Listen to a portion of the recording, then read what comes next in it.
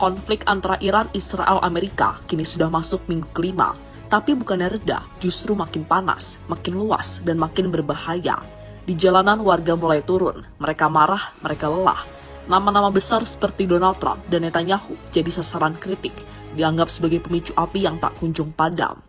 Tapi di sisi lain, Iran justru terlihat tenang. Mereka bahkan berani menantang Amerika, kalau berani kirim pasukan darat. Sebuah tantangan yang bukan cuma beresiko, tapi bisa jadi jebakan mematikan. Bahkan menurut sejumlah laporan, kalau kini mulai banyak tentara Israel dan Amerika yang menjadi korban.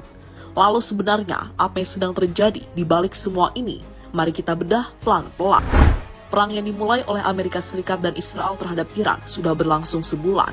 Hingga kini belum ada tanda-tanda perang tersebut akan berakhir. Bahkan hingga detik ini, serangan demi serangan terus dilancarkan oleh kedua pihak. Dan perang pun semakin meluas setelah Yaman lewat Houthi dan Lebanon lewat Hizbullah ikut dalam eskalasi dengan membantu Iran. Sejak saat itu korban tewas terus bertambah. Dilansir Al Jazeera, tercatat lebih dari 1.900 orang tewas dan lebih dari 24.800 orang terluka di Iran akibat serangan Amerika Serikat dan Israel.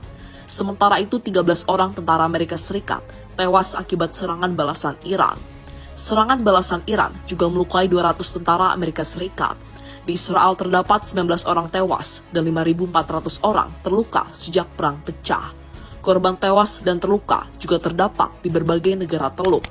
Dan di Lebanon, setidaknya ada 40 tentara IDF yang tewas akibat serangan dari Hizbullah. Hal itu semakin diperkuat dengan video saat tentara Israel jadi korban sergapan Hizbullah dan juga kuburan massal para tentara.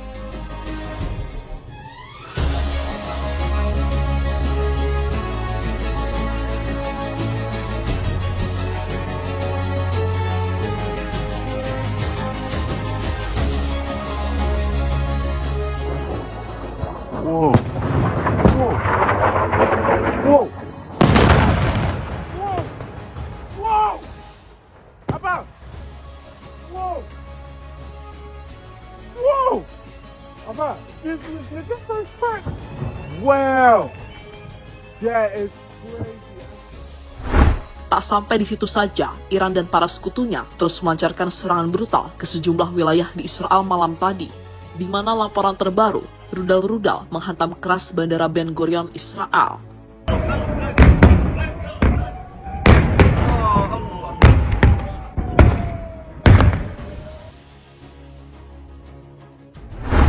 Selain itu, Iran juga menargetkan pembangkit listrik Haifa milik Israel dengan serangan rudal balistik.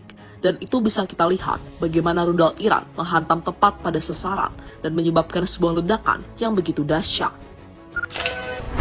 Tak berhenti di situ, Iran juga berhasil membuat Tel Aviv seperti kota mati setelah setiap hari dihujani oleh rudal-rudal terbaik milik Iran.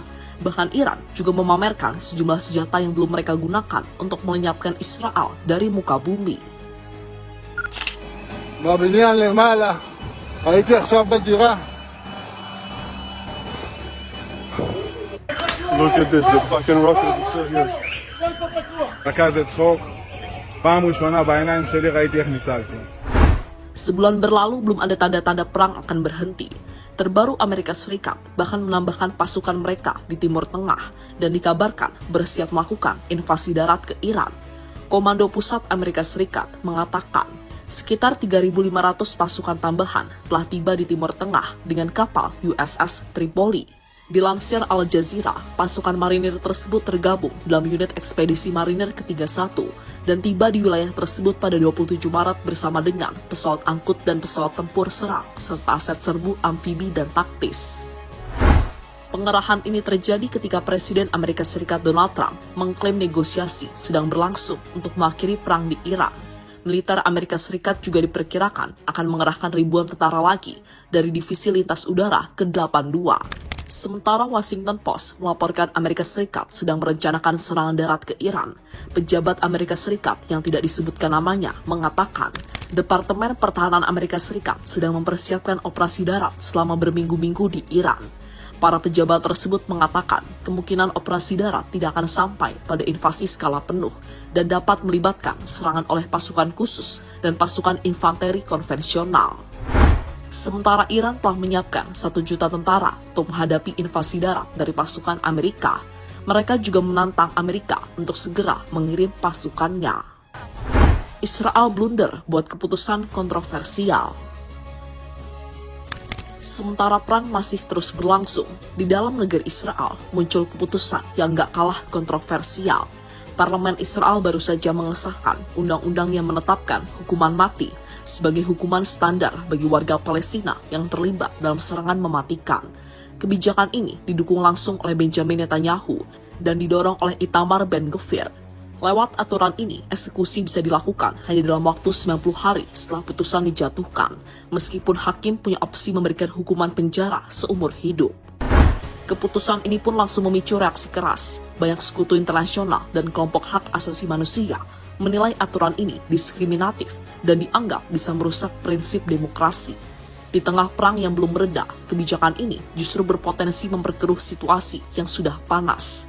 Bahkan setelah mengesahkan undang-undang tersebut, para pejabat Israel justru merayakannya seolah-olah telah memenangkan penduduk Amerika Serikat murka dengan Trump. Di balik panasnya konflik ini, satu fakta mulai terungkap.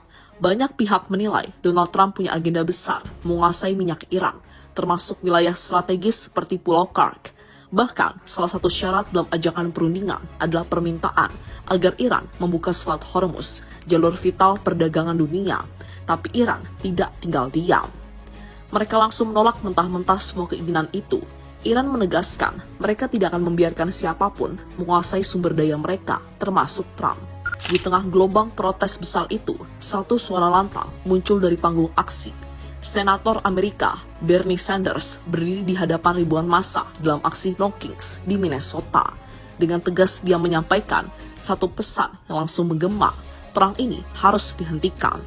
Dan bukan cuma itu, ia juga menegaskan bahwa konflik yang terjadi saat ini dianggap telah melanggar hukum internasional. Pidato itu langsung disambut sorakan warga, menjadi tanda bahwa tekanan terhadap pemerintah Amerika kini semakin besar, bukan hanya dari luar negeri, tapi juga dari dalam negaranya sendiri. Namun di saat rencananya belum berhasil, masalah justru datang dari dalam negeri Amerika sendiri. Trump didemo oleh rakyatnya.